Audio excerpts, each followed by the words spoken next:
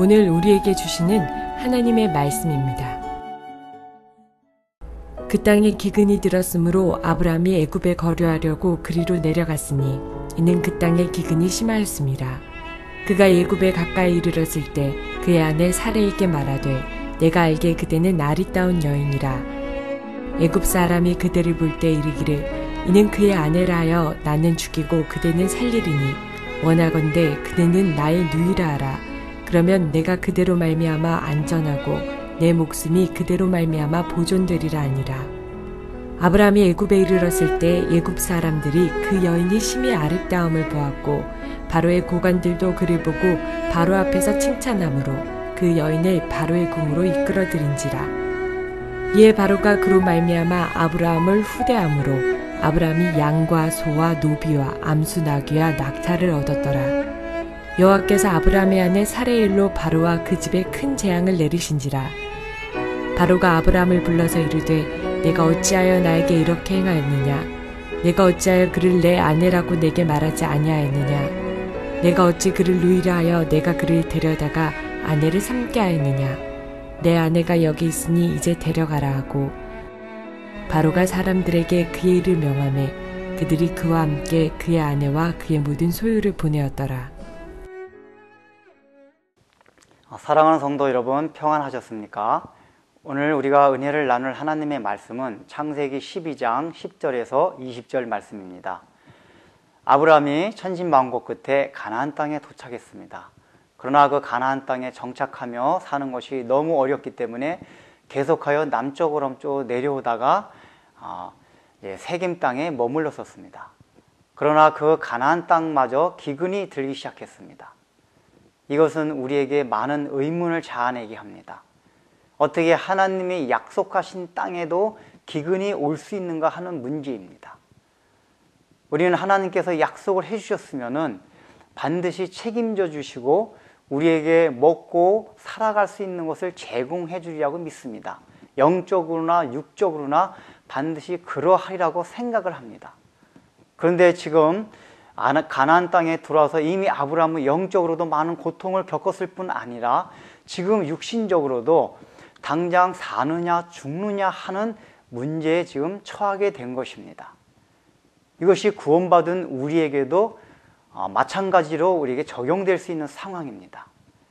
구원받고 하나님께 약속받은 하나님의 자녀임에도 불구하고 우리의 삶 가운데 기근이 찾아올 수 있다는 얘기입니다. 이것을 너무 의아하게 생각하지 말라는 것입니다. 이런 상황 속에서 어떻게 해야 할지를 이러한 본문을 통해서 다시 한번 생각하라는 것입니다. 지금 아브라함은 이 가나안 땅에 약속의 땅에 기근이 왔을 때 어떻게 처신을 합니까? 더 남쪽으로 기근이 없는 풍성한 땅 애굽을 향해서 찾아갑니다. 원래 아브라함은 믿음 있는 사람이었습니다. 지금까지 가나안 땅이 어려웠어도 참고 잘 견뎌냈습니다. 여호와 하나님께 단을 쌓았습니다.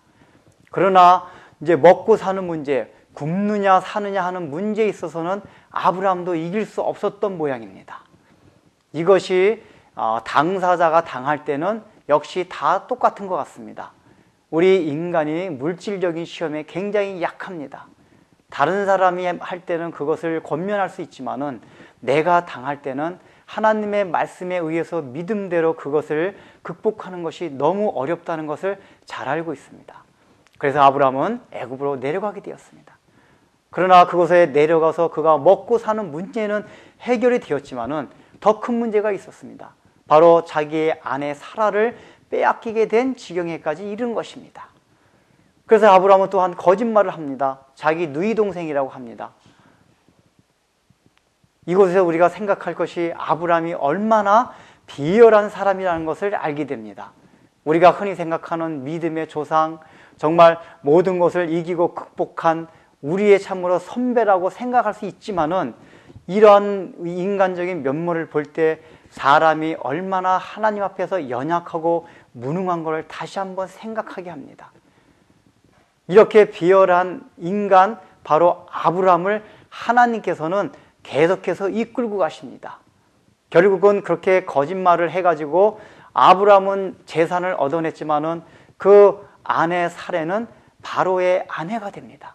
그때 하나님께서는 바로에게 재앙을 내리심으로써 그래서 깨닫게 하시고 다시 사레를 아내에게 돌려줍니다.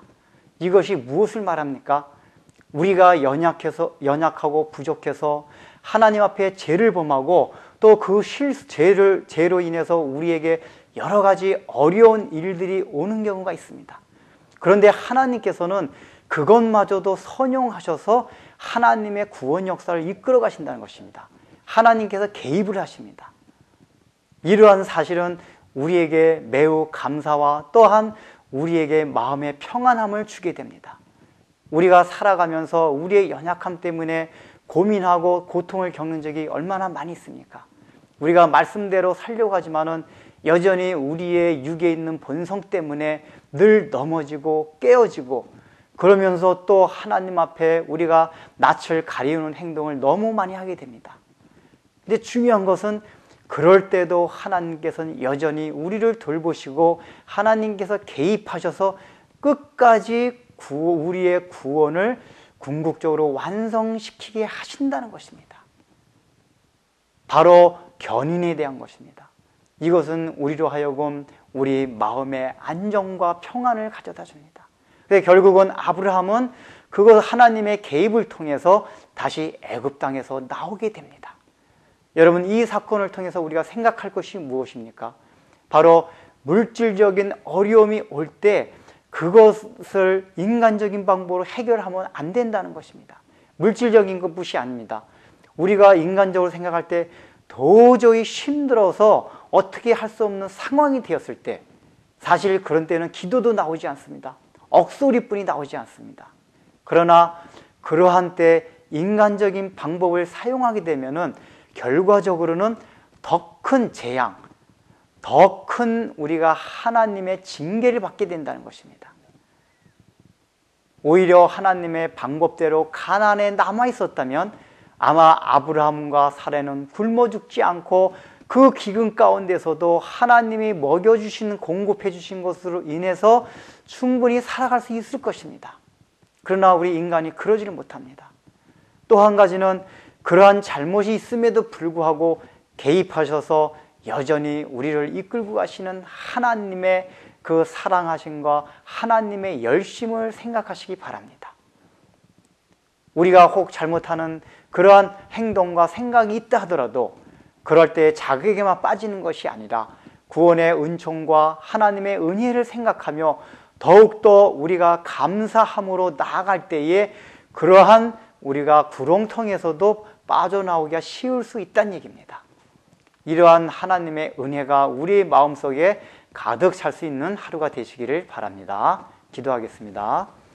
사랑하는 주님, 참 아브라함도 인간의 육신을 가진 본성을 가진 사람이기에 참 물질적인 그러한 유혹 앞에 넘어지고 말았습니다. 우리들도 이 땅에 살아가면서 물질적인 것뿐만 아니라 도저히 참으로 해결될 수 없는 문제들이 올 때 기도도 안 나오고 그것을 어떤 인간적인 방법으로 해결하고자 하는 것이 우리의 기본 본성임을 압니다. 참으로 우리가 일하는 것을 통해서 그러한 때라도 우리 인간적인 방법으로 해결하는 것이 아니라 하나님께 더욱 간구하고 기도할 수 있는 마음들을 허락하여 주시었고 우리의 삶 가운데 실패가 있다 하더라도 하나님의 은혜를 생각하며 더욱 하나님을 의지하고 감사할 수 있는 마음들을 허락하여 주옵소서. 예수님의 이름으로 기도드립니다. 아멘.